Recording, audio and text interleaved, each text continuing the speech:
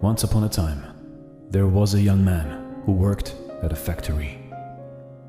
His mentor, an old technician, taught him to talk less, do more, and never stop developing his skills in every aspect of the factory's operations.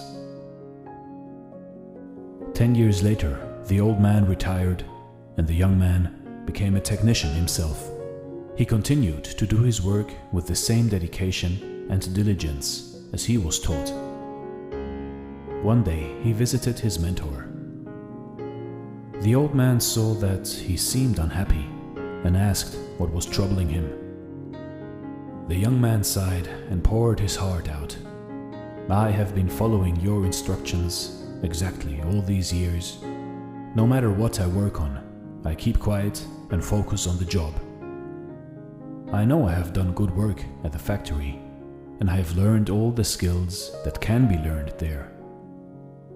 What I don't understand is that the guys who don't have my experience or capabilities have all been promoted, while I am still making as little as I did before when I was your apprentice."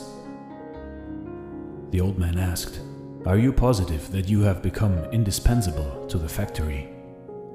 The young man nodded, "Yes." The old man paced back and forth to think. After a while, he turned to the young man. "You must request a day off, using whatever reason you like. It is time for you to give yourself a break." The young man was surprised by this advice, but the more he thought about it, the more it made sense. He thanked his teacher and left quickly to make a time off request. When he returned to work after his day off, the manager called him into the office to tell him that things did not go well at the factory while he was gone. Others encountered many problems that normally would be handled by him, and they had no idea how to solve them. Realizing his importance, the manager decided to promote him to the position of senior technician, to thank him and encourage him to keep up the good work. The young man was grateful for his mentor's wisdom. Surely, he thought, this was the secret to success. From that point on, whenever the young man felt like he deserved more than what he was getting, he would take a day off. When he came back the next day, the situation would improve to his satisfaction.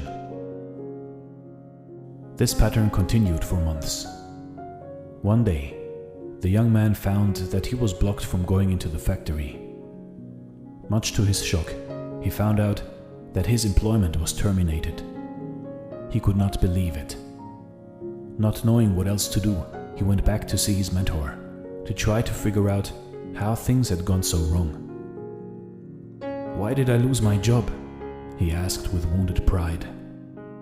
"Did I not do everything as you instructed?"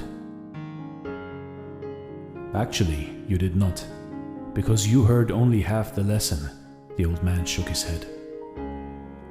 "You understood right away that no one pays any attention to a light bulb that is always on. It is only when it goes off that people suddenly take notice and realize they've been taking it for granted. You were so eager to apply this understanding that you left before hearing the second half." Second half? It began to dawn on the young man that perhaps he made a big mistake. What was the second half? The mentor spoke slowly to make his point. The second half, more important than the first, is the realization that if a light bulb goes off frequently, then sooner or later it will be replaced with one that is more reliable. Who wants a light bulb that no one can count on to provide illumination